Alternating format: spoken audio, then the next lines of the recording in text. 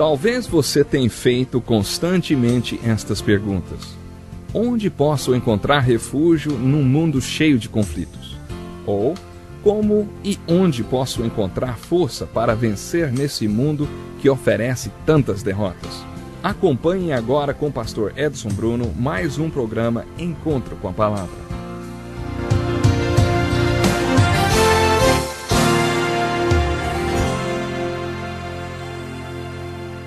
Bem-vindo a mais um programa Encontro com a Palavra.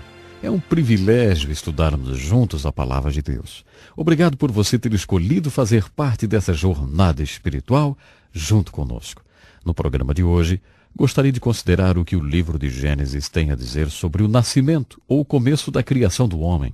Lembre-se, o propósito do livro de Gênesis é nos dizer como as coisas eram, para podermos entender como as coisas são. Quando abordamos o assunto da criação da humanidade, estamos falando de nós mesmos. O que o livro de Gênesis tem a dizer sobre o homem? Quando estudamos a criação do homem, o que aprendemos sobre a intenção e o propósito de Deus para o homem? Encontraremos respostas para essas perguntas porque acredito que é por isso que Deus nos fala da criação do homem no livro de Gênesis. Em Gênesis temos a seguinte descrição da criação do homem.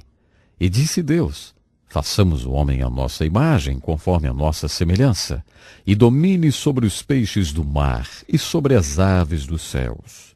Então Deus criou o homem à sua imagem e semelhança, a imagem de Deus o homem foi criado.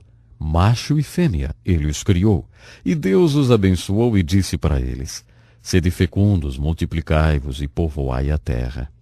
No segundo capítulo de Gênesis temos mais algumas palavras sobre a criação do homem. No verso 18 de Gênesis capítulo 2 está escrito: não é bom que o homem esteja só. Far-lhe-ei uma ajudadora idônea para ele. Então o Senhor Deus fez cair um sono pesado sobre Adão e este adormeceu.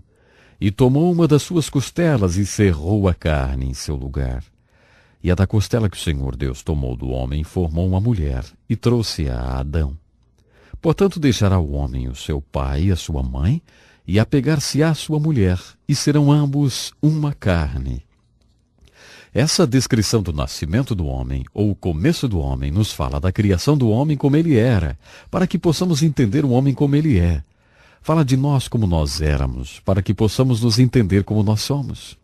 Quando lemos a descrição da criação do homem, a primeira coisa que impressiona é o fato de que o homem foi criado à imagem de Deus. O que isso significa? Deus é um espírito. Deus não tem um corpo, então isso provavelmente não se refere ao corpo humano. Então, a que isso se refere? Quando diz ali que Deus criou o homem à sua imagem e semelhança, quer dizer que Deus deu ao homem a capacidade de ser espiritual. Mas não é essa aparência física que foi feita à imagem de Deus, e sim a capacidade de sermos espirituais. É isso que faz de nós a imagem e a semelhança de Deus. Podemos citar em Gênesis capítulo 2, quando o Senhor Deus molda um pouco de terra e depois sopra para dentro dela, lhe dando a vida. Sabe, o homem se torna uma alma viva, um espírito vivo aí. Foi exatamente aí que Deus criou o homem à sua imagem e semelhança, porque Deus é espiritual. Se pensarmos nisso, veremos que o homem tem a capacidade de ser pior do que qualquer animal selvagem.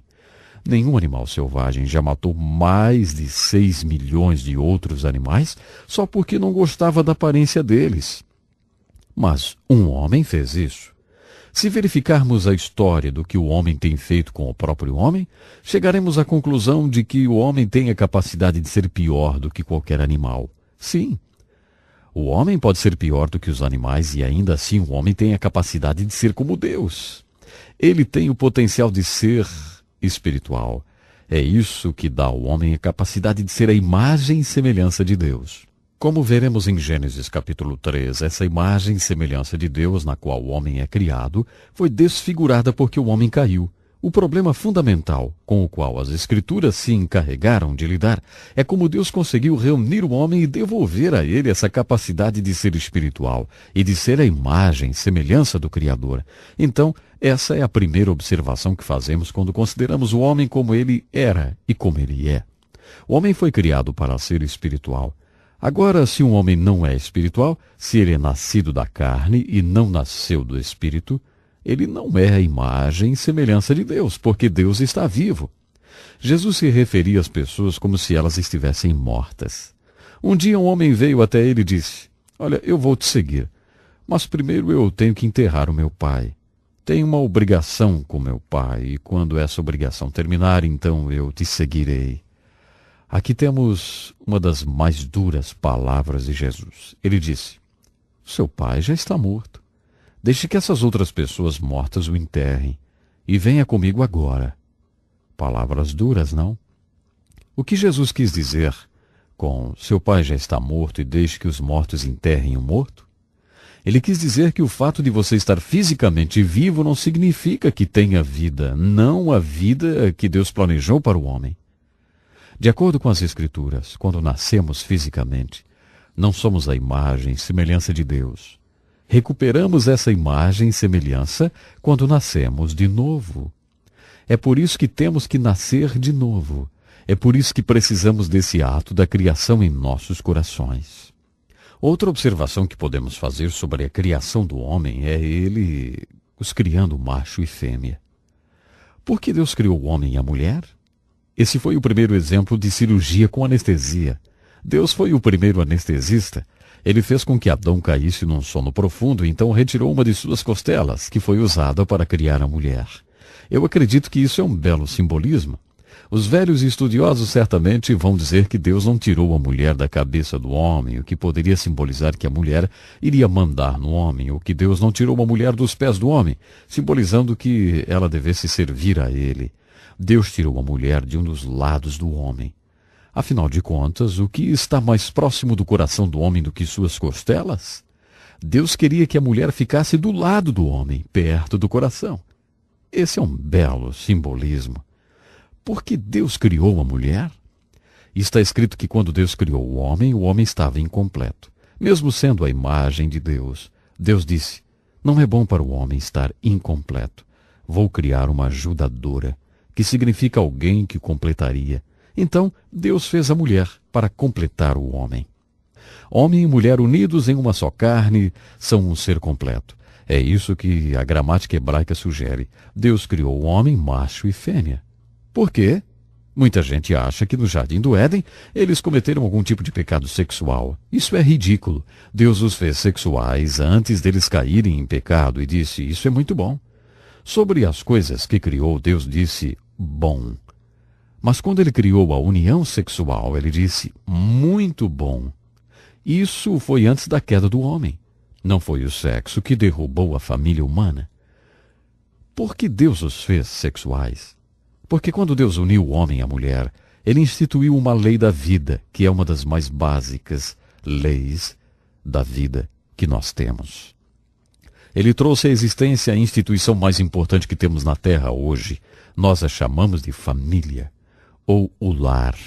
Era o plano de Deus quando ele os criou macho e fêmea, unir duas pessoas e torná-las parceiras, para que pudessem se tornar pais. E então, como pais, eles poderiam produzir pessoas que um dia também se tornariam parceiros e pais, e produziriam pessoas que se tornariam parceiros e pais. Essa é uma grande lei da vida, que deu início e que norteia e sustenta toda a família humana. Para que essa lei da vida funcione, Deus precisa ter dois pais adequados. Para ter dois pais adequados, esses pais devem ter uma parceria adequada. Para ter uma parceria adequada, é preciso ter duas pessoas adequadas. É assim que isso deve funcionar. Para que a lei da vida funcione, é preciso que haja pais adequados, parceiros adequados e pessoas adequadas. É mais ou menos assim, como se fosse um triângulo. A lei da vida que Deus trouxe a efeito quando criou o homem e a mulher diz que as pessoas devem se tornar parceiros, para que possam se tornar pais. Pense nisso como se fosse um triângulo. Um triângulo não existe sem a linha de baixo, ou sem um de seus lados. A paternidade depende da adequação da parceria. A parceria é apenas tão adequada ou efetiva quanto as pessoas que fazem parte dessa relação. Quando as Escrituras nos aconselham sobre como podemos ser pais e parceiros adequados e pessoas adequadas, as Escrituras sempre irão nos instruir a começar com as pessoas. Em 1 Pedro capítulo 3, por exemplo, Pedro aconselha uma mulher que tem um marido que não segue a palavra. Aquilo poderia significar que o marido dela não era crente, ou talvez ele fosse um crente, mas nem sempre obedecia a palavra. Pedro, na inspiração do Espírito Santo, diz para ela qual o tipo de pessoa que ela deveria ser. Pedro não disse nenhuma palavra sobre seu marido ou sobre tentar mudá-lo. Isso é muito realista. Um amigo meu que é psicólogo diz que muito de nossa ansiedade e frustração resulta disso. Nossas metas dependem muito do que as outras pessoas irão fazer. Por exemplo, queremos que nossos filhos façam uma certa coisa. Nossas metas para o futuro estão baseadas nisso e, de repente, descobrimos que não podemos controlar o que eles fazem. Ou ainda, você quer que seu marido faça certas coisas. Essa é a sua meta para esse ano. Entretanto, você descobre que não consegue controlar o seu marido.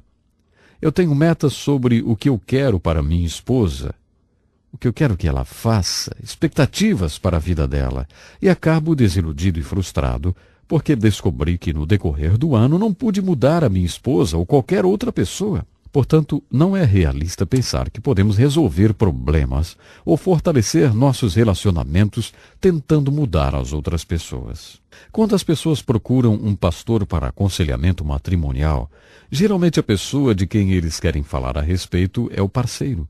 Houve um caso de um homem que disse, logo no início da sessão de aconselhamento: "Olha, se Moisés tivesse conhecido a minha esposa, teria um outro mandamento."